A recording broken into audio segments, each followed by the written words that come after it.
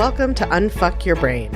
I'm your host, Cara Loewentheil, Master Certified Coach and founder of the School of New Feminist Thought. I'm here to help you turn down your anxiety, turn up your confidence, and create a life on your own terms, one that you're truly excited to live. Let's go. Welcome to this week's Coaching Hotline episode, where I answer real questions from real listeners and coach you from afar. If you want to submit your question for consideration, go to unfuckyourbrain.com/coaching hotline, all one word, or text your email to +1 347 997 1784. And when you get prompted for the code word, it's coaching hotline, all one word. Let's get into this week's questions. Here's the first question. I understand that in thought work, we learn our thoughts create our feelings and other people don't cause our feelings. I was wondering how this relates to social phenomena or theories like mood contagion. I feel like I frequently see articles and possibly scientific studies that show people's moods, especially negative ones, affect those around them. Is this because of the thoughts we think when people are crabby? Would love some clarification. So, essentially, yes. I just saw a great meme recently that was like, I'm an empath. I can feel other people's feelings just by deciding in my own head that that's what they're feeling and then feeling it. I'm not doing it justice, but you have to remember that every study you see is performed on people who don't know about thought work. It doesn't mean that there isn't something of value in those studies, obviously, and I base a lot of what I teach on cognitive psychology. But when we're talking about something like that, it's your own thoughts. So, like, think about a family member that's always in a bad mood. If your thought is, like, I have this thought about one of my family members, that's their favorite hobby, is being in a bad mood. And so it just doesn't bother me. So if you ask me, I would be like, nah, it doesn't really affect me. That's now. If you'd asked me 10 years ago, I would have been like, yes, it ruins the whole event for everyone. Everybody's stressed out. Everybody's upset when this person is upset. Like, it's overbearing and everybody can feel it. And I would have had a totally different answer. Those are just two different sets of thoughts I have.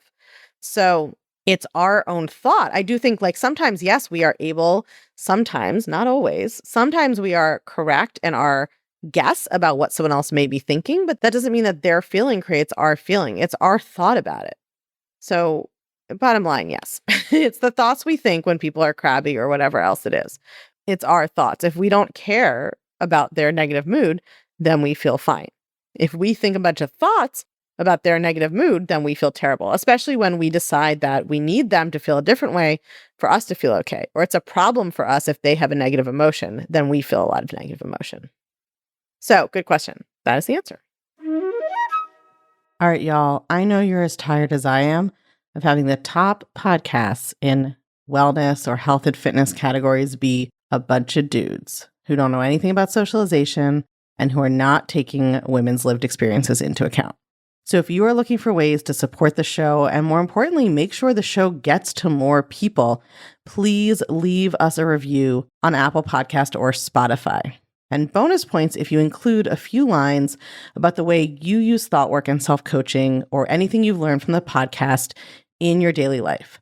Those reviews are what teach the algorithms to show us to more new people. It helps us get new listeners all over the world. And I'll be reading one story from a recent review in each of these question and answer episodes. This week's review comes from Rachel374, who says, the podcast is the best. I've learned so much from listening to Cara's podcast, and I'm very grateful that I found it. Her no-nonsense, says logistical, I think they might have meant logical, but logistical could be the case too, an extremely compassionate approach has resonated with my brain and allowed me to see opportunities to change myself for the better that I don't think I could have otherwise seen. Thank you, Cara. I love reviews like this because all of this work is intended to help you all see ways to change yourself that you didn't know were available to you. So it's so meaningful to me when that lands, and I'm so happy to have played a part in someone's transformation. Okay, second question. How do we know when it's time to talk to loved ones' partners about our feelings? Last week, I had a few days of emotional struggle bus, and my brain was convinced my significant other would just act a certain way, have more sex, then I would feel loved and safe. I knew this was a lie, so I didn't approach him in the middle of my emotions. I'm happy with the result for this instance, but I also know there are times I want to talk to him, either to share for being vulnerable or to work on a problem together. I tend to think that if I'm trying to talk about something so they will fix it, I'm an emotional childhood, but if I'm sharing a vulnerable, it can be valuable. Can you riff on this a bit? Yeah, 100%. One of the reasons I picked this question was I think that I see this a lot. The perfectionist fantasy is not like a tool that applies to every single situation. It's not a tool that applies anytime you aren't sure about the answer to a question. The perfectionist fantasy is a very specific tool about a specific situation, which is when you have a fantasy that you're going to act a certain way or do things a certain way or be a certain way that's going to be perfect and that's totally going to happen starting tomorrow or in the future. It doesn't apply to every single situation where you might have some ideas about when to do things or not do things. There's no such thing as the time when you should talk to them, or it's the correct time, or the right time, or the appropriate time, right? There's no rules. I don't make up the rules. Nobody makes up the rules. But I think that what you're identifying as the kind of fulcrum of it, the distinction, is right. If you are sharing with someone else because you think they need to change for you to feel okay, then that's just a manual. You're just trying to control them. If you are sharing because you want them to know how you feel and you're taking responsibility for yourself, but you want to share that to create intimacy by sharing what you're thinking. Now, of course, that creates intimacy in your mind. They may think, I love that they're sharing with me and then feel intimate, or they may think, this is stupid, I don't care, and then they won't feel intimate, right? Sharing itself doesn't create intimacy. Depends on what the person hearing the sharing and doing the sharing are thinking. And I think there's a place of sharing that from a hey, I love all these things about our relationship. This one doesn't work for me and is a deal breaker if it's going to stay this way.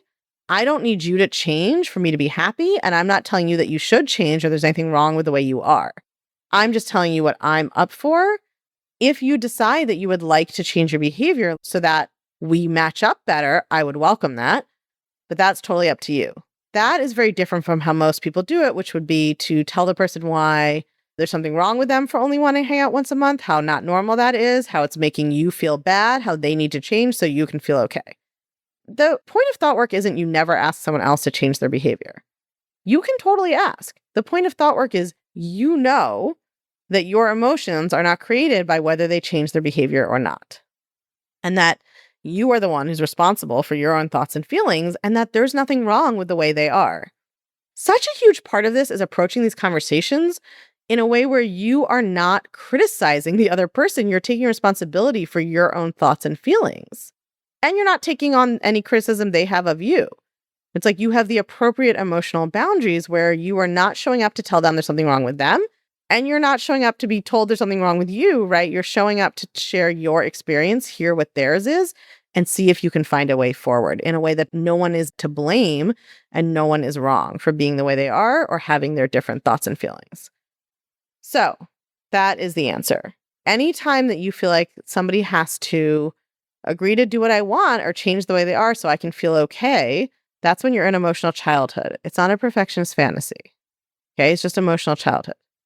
You want the other person to change how you feel, and they can't do that. But when you're in emotional adulthood and you're taking responsibility for your thoughts and feelings, there's quite a lot of reasons you might share them with someone.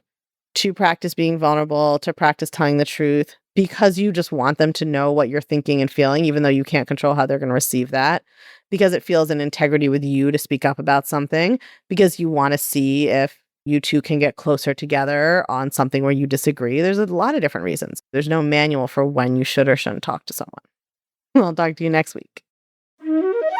Y'all, it has been so hard keeping this a secret from you, but I have been working behind the scenes on what is perhaps the most exciting creation and offering and launch that I have ever done in my entire career. And that is the brand new Socratic Coaching Academy and our first certification, the Socratic Coaching Method certification. Whether you are dreaming of becoming a coach, curious about becoming a coach, or you're already an experienced coach, this certification actually can operate at multiple levels to be exactly what you need. Socratic coaching is evidence-backed, it's reality-based, it's collaborative, and it's somatically informed. The first round of the certification is going to run from January through June 2026. It's going to include foundational training in radical inquiry and the Socratic coaching method. It is going to include topic-based tools, techniques, and exercises so that you can help your clients with whatever they come to you to work on. And it's going to include Lots of practice at live coaching and integration with feedback from incredible coaches to help you get even better. One thing we focus on is teaching you not just how to be a great coach now, but how to continually self-assess and improve your coaching over time so that this certification really keeps making you better and better long after you graduate. We also make sure to do deep dives into trauma, the nervous system, and neurodiversity, as well as your own confidence as a coach, which impacts everything about how you show up to coach and how you create and run a business or serve as an employee in another coaching business or bring it into your corporate job. However you're using it, your confidence determines how you show up. So we have built the best certification out there, and we teach you how to build that confidence as well. On Friday, September 19th, I am hosting a free call to answer all your questions about the certification and to teach you a values-based decision-making framework that I use with my clients, that we teach in the certification, and then I'm going to model for you using the decision about whether to sign up for the coach training. It's just a perfect example of how we empower clients and teach coaches to empower their clients to make their own decisions. If you want to come to that call, all you need to do is go to unfuckyourbrain.com/QA call, all one word, or text your email to +1 347 997 1784, and the code word is QA call, all one word. I'll see you there.